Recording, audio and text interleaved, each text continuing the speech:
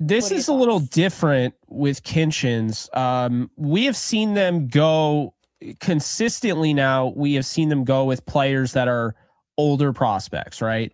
And Kinchins kind of breaks that mold here. Comes in at 5'11, 202. He's actually 21 years old. So he's younger.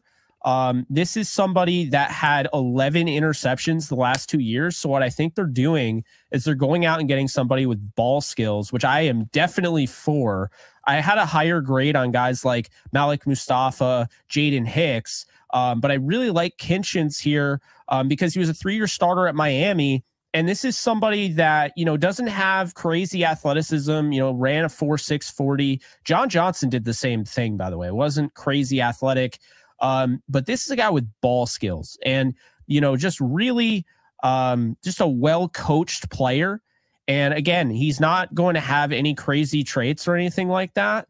But I think when you look at what Kinchins brings to the table, he's a balanced player. I think he's got range, despite the fact he isn't an elite athlete.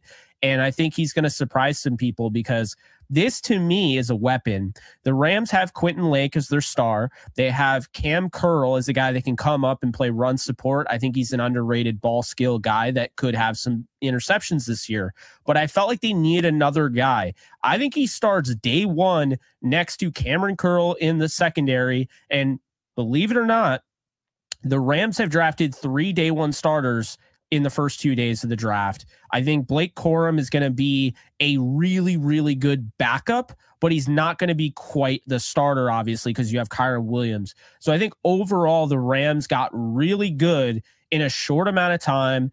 Kinchins from Miami U, again, 5'11, 203. Again, not an elite athlete by any stretch, but he's just a sound football player who led the ACC in interceptions his second year and his third year in the league before going into the NFL draft.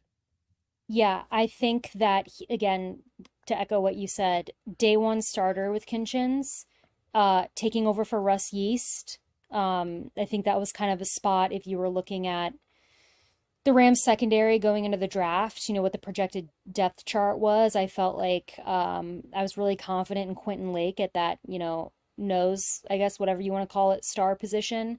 Yeah. But Russ Yeast felt like a weak spot to me in the secondary. So I agree. I think that Kinchins is a ball hawk. It's gonna start day one.